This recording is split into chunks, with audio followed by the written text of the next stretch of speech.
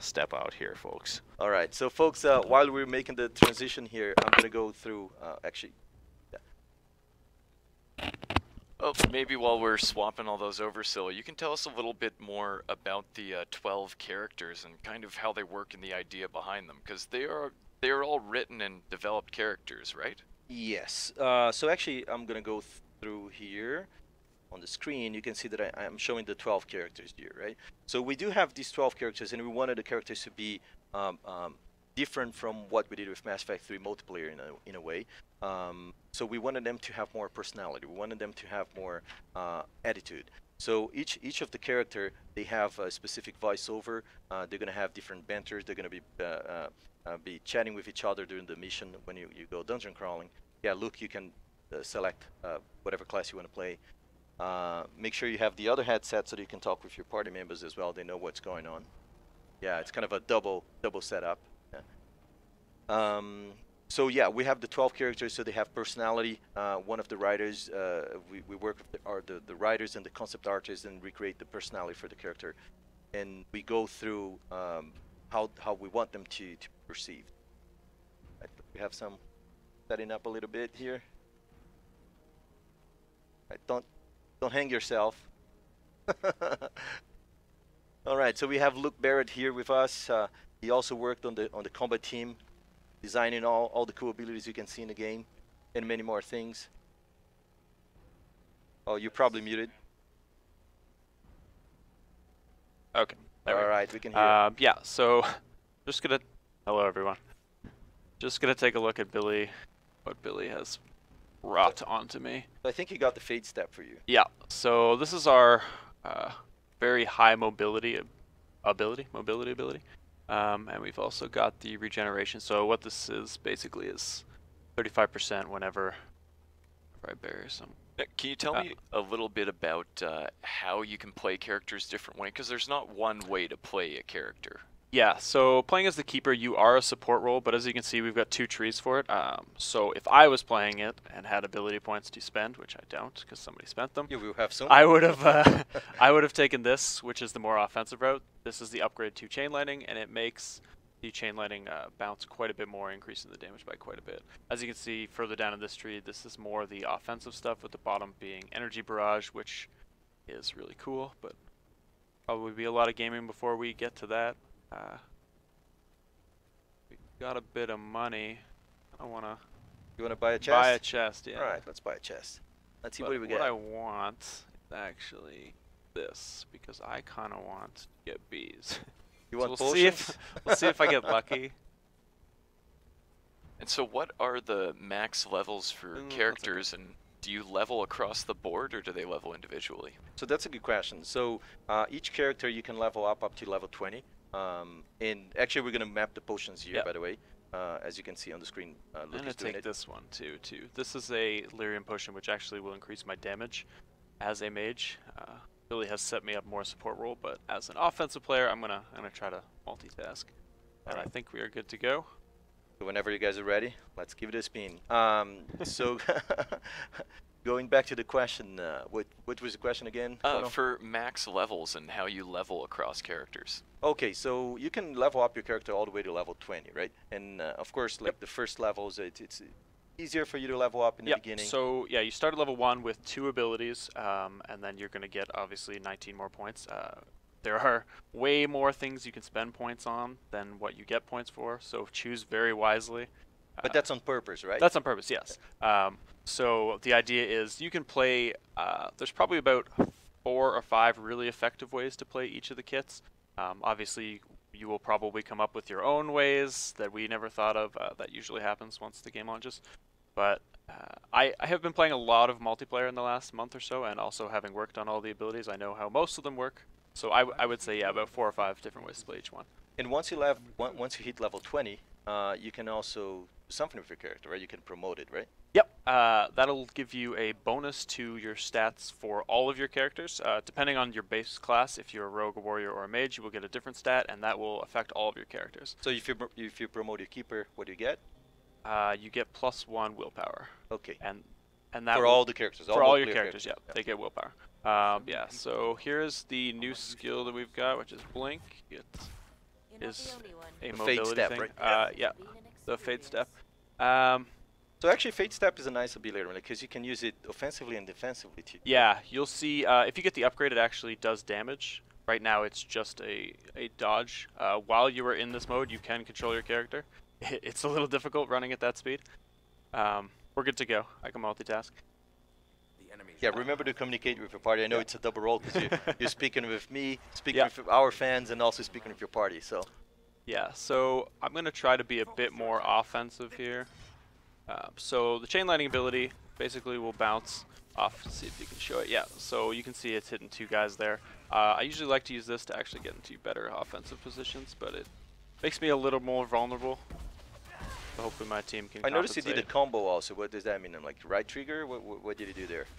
So this is, if you, on the end of the basic attack chain, you will get the, let's see if I can show you. Oh, we'll get a guy with it. You get the multi-hit. That is only at the very end of the attack chain, so you basically get a payoff for holding the basic attack a bit longer. So you can choose to attack like once by Yeah, once, so but you can also like yeah, press and hold, right? Yeah, it's easier, well, for me to hold it, but yeah, you can mash it if you want, hold it a bit and mash it. We've got branching between actions done pretty well, so all of those things flow very smoothly depending how you want to play.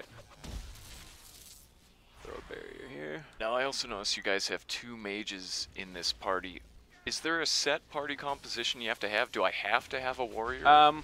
You can play this with 4 of the same class if you really want. Some are more advantageous than others. You will ideally want to have 1 of each of the base classes of warrior, mage, and rogue, only because we have all of these treasure doors, and they usually contain really cool stuff. And there is 1 for each class, so. But there's not just one style of warrior, right? Nope. There is a one-handed warrior, a two-handed warrior, as well as a one-handed, two-handed rogue. We've got offense and defense-based things. We've got. And when you add the abilities also. Yeah, exactly. And even within those, there's the offensive two-handed warrior, the defensive two-handed warrior. These got mages that do support.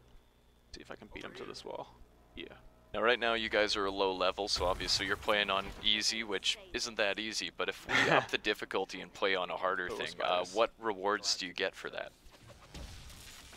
The higher the difficulty you go, the more gold and more or better items you get. Additionally, oh man, sorry, spiders are always scary. These doors are especially bad if anyone has arachnophobia, because you never know until you open the door if it's going to be a vat full of spiders. But yeah, so the higher difficulties change the difficulty quite a bit. You'll see each wave gets a little harder, so the higher we go, I'll show you when I get to the next wave that the level of the creatures will be up by 1. But it's just more money. Here we go. So one of the earlier questions it was about the relation between single player and multiplayer. So the multiplayer mode is completely optional for Dragon Age Inquisition. I'm like, play it if you want. Yep. If you don't like multiplayer, that's fine. And if you do play multiplayer, the economies are separate between single player and multiplayer. That's important to mention that. So you can play your single player 100+ hour campaign and have your economy there, but the multiplayer economy doesn't transfer to single player and vice versa. So all the gold that you acquire here, all the potions you have, they're related with multiplayer and vice versa for single player. Yeah, and one of the things to note too is all of the abilities that you're seeing here in multiplayer are actually single player ones as well. We have done a very good job of having abilities that work really well in team scenarios as well as in a single player campaign. So combat is very similar. I think that the Yeah. The tactical cam is the big difference, right? Yes, exactly. We have no tactical cam. You get to play this in. It turns up the pace quite a bit in multiplayer, which plays to this game style, I should say. Yeah. So sometimes in the treasure room, I'm like, you're gonna find more than gold. I was waiting for that to happen. It is a random possibility, so you don't know. Sometimes you just get gold. Sometimes you're gonna find enemies also when you open a chest.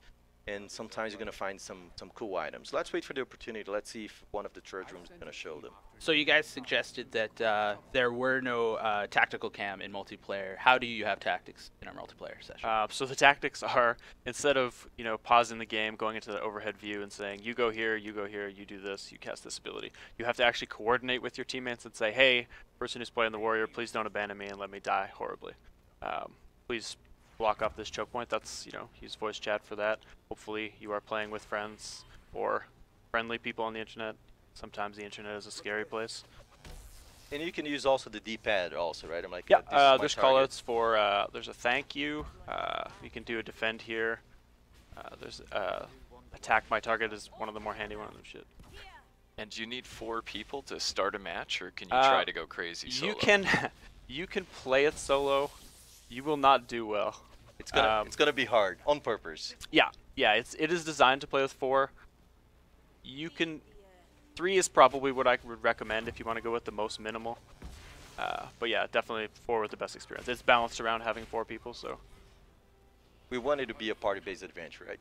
Yeah. We wanted to be a team. Yeah, and I should team mention, experience. with all of the abilities that use this targeting mode, you can cancel it at any time. Good point. And then it won't take a resource, which is handy. Treasure room. It also goes through your character pretty well. And there is a max range to it too, so you can't just drive around the level and explore. Do we have a new question? No? Right. Open chest. Let's see what's going to happen. Alright, so hopefully you guys have been lucky. we keep our lucky streak and not get enemies. Oh. Alright. So sometimes when you I'll open a run away. chest, you're going to find some enemies that are defending so this the one chest. is an arcane horror. He is one of our undead guys. He does mostly spirit damage and is very scary. Oh and my. he teleports all the time. Yeah, and he teleports all the time. So if you are a melee, this fight is a little bit difficult. Try to dodge this stuff. Just noticing I'm slacking on casting barrier on everybody. So if anyone dies, it is definitely my fault. That is actually a good point. I'm like, you can definitely notice in Dragon Age multiplayer when one of the team members is not player, he's low. It kind of affects the party, like right there, right? Yeah, if our archer was not casting caltrops in doorways and basically providing a little bit of suppression and doing enough damage, you would notice, and like I am doing, if our keeper is not doing enough barriering, people will start dying. Should be noted that, just because we are using a barrier-based keeper, you can play it without it. Given the 3 classes that we have, it would be a bit tricky, but there are other classes that are based around evasion or dots or even lifesteal, with things like Reaver abilities. I love playing with the Reaver. Yeah, the Reaver is really fun. Hopefully So the we get to Reaver is show the that at some two-handed other warrior, time. right? Yep. Yeah, and it is based around blood and damage and violence. How many characters do we start with, and how do we get more? So you start with 3 characters unlocked, and as you progress through, I'm like, as you play the game, you're gonna get gold coins, and with the gold coins, you're gonna buy some chests. So you can luckily get one of the characters when you buy a chest. You can get the armor. If you're very lucky. Yeah, you can get the armor that unlocks that character. Another way that you can do it is also that you can craft the armor for the specific character that you want to unlock. So if I want to play with the Reaver, the two-handed warrior, so I can get a lot of items, I can salvage all those items, basically melt them, and I'm going to get crafting materials out of it. And with the crafting materials, I can create the armor for the Reaver. And once I have that armor, then I unlock the materials Reaver. you need are relative to the class you're trying to unlock too. So if you want to be unlocking a mage-based class, you will be wanting to melt down. So there's a lot more than just gold and interest. Oh yes, definitely. And another important thing, like since we're talking about the economy, let's say that Luke is playing with a keeper and he wants to level up his keeper all the way to level 20, but he got like a sword or an axe or a hammer, anything like that. Like he cannot use them with the mage, but he can, like I said, he can salvage, and once he does that, he's going to have lots of crafting materials. With those crafting materials, he can try to unlock a new character with an armor, or maybe you can use it for weapon modifications too, right? Yep. One of the problems I always run into is getting a really nice rare weapon for another class, and then you're like, oh, I've been trying to level my keeper up, but now I kind of want to play the Reaver, I kind of want to play this because I got this really cool weapon. So I end up with an account that has, you know, level 10 of everything rather than one level 20. I think that's a good problem to have if you're getting like rare weapons. Yeah, oh, we got our event guy here. The stalkers are very vicious because they will teleport or go invisible and run behind people, and it gets pretty deadly on your support classes. So one of the questions we were getting from the fans is if we can respec the character. So yes, you can respec the character once you promote the character level 20. Basically, you go back to the character goes back to level 1, and you can restart, right? Yep. You can restart. And then by that time, hopefully you've played your character enough, and you probably have a better. Oh, I like this ability. I didn't like this one. I don't. You know, certain abilities are built for playstyles. So you know, I prefer the offensive playstyle, so I probably wouldn't get more defensive stuff. Though, to be fair, having this dodge is very handy. I would probably be dying quite a bit more if I didn't have it, so we can thank Billy for that. Thank you, Billy. I noticed that once in a while in your screen on the right side, I can see like a green spider web. What is that? Yeah, so that is the weaken debuff. One of the Venatori archers on his snipe attack has that debuff. What it does is it reduces the amount of damage I am doing by 20%. However, I believe it's only physical damage, so as a mage I kind of don't have to worry about it too much. As a warrior, or especially as an archer, you will really feel the difference in the amount of damage you do, which completely limits your roll. So try not to get hit by that. They last, depending on type of creature, it lasts anywhere from 8 to 12 seconds. Okay. Which isn't too bad, but if there are a bunch of archers in the back, you'll be getting quite a few of them. So another question that we got from the fans was about trading. Like, do we have trading in Dragon Age multiplayer? We do not have trading in Dragon Age multiplayer. What you can do, as I mentioned before, once you get a weapon that you don't like, you can salvage that weapon, and once you do that, you're gonna get crafting materials. And with the crafting materials, you're gonna choose what you're gonna do. You're gonna craft like a new hilt for your sword. If you want to do, like, and there's always something you want with crafting materials. there is always something. Yeah, lots of possibilities. We're gonna go through the armor actually once we level up a little bit more, get some gold coins. We can do some or if you guys get some cards actually that have hopefully we get lucky and get some cool weapons. And if I get stuff for one character, can I trade that between my characters, or is it locked to a single guy? That's a very good point. So the inventory is shared within your account. So if Luke, for example, he got like a really awesome sword, and he does have, for example, like the Legionnaire, he can just swap to the Legionnaire and get that sword and use that sword. Right? As long as it is a weapon that you can use with that character. That class, yeah, for that class. I noticed you guys entered Zone 3. What does that mean? What are the differences between the zones other than maybe a little bit harder each time? So we do have 5 zones, right, in every mission that you played, and as you go further, it's going to be more difficult. You're going to find different types of enemies, and they're going to be a little bit more difficult, and it gets more challenging. You can see now that the level has gone up significantly from when we started, and I'll try to show it again later when we hopefully make it to the end this time. Yeah, on the top of the screen it shows the little 3, level 3, level 5. And that's, if you target lock someone, you get a bit more information about them. But by the end, I think it goes up to 5 or 6 on the first difficulty. And if you get to Zone 5, what happens there? At Zone 5, there is a very separate event. You have to try to defend a point. There is a boss character, or boss type character of the faction, so depending on what faction you're playing, you'll get a different boss. They are very scary and do quite a bit of damage. So it is tough. Some of them are better suited to be fought against by, like for instance, the Demon faction. If you came in with the Templar, you would have an easier time against the boss. Whereas this faction would be better with more armored characters because they are more physically oriented. And we have 3 factions, right, in Dragon Age multiplayer. We have the Venatori. Yep, the Venatori, which are the more humanoid ones. We have the Red Templars, which are they're corrupted people. I don't want to spoil too much of the story, so we'll just say they're Templars. They are red. and then the Demon faction, which is your fire-breathing rage demons and your ice-shooting despair demons and shades and horrors and things like that. Speaking about spoilers, actually, that's a good point. So I think the Dragon Age multiplayer, one of the cool things about Dragon Age multiplayer is that you can play with your friends, and there are no spoilers for the story single player. Yep. I mean, you're gonna learn more about combat. You're gonna learn more about the enemies that you're gonna face, the abilities you can use, but there's no spoilers. So you can have your single player campaign And for example, if Luke is playing already for 20 or 30 hours, and I just started Dragon Age Inquisition, and I'm afraid that, oh, you're not going to spoil the story for me. No problem. We jump into multiplayer, we have fun together, kill a lot of enemies, and no spoilers. So we can come back and share that cool moment we had last night and talk about it the next day. And am I able to join matches with my friends who are way higher levels than me? Oh, definitely. Yep. Is it region locked, or can I play with people in Europe? Okay, so let's go for the first one. Can I join my friends with different levels? Yes, you can. It is built.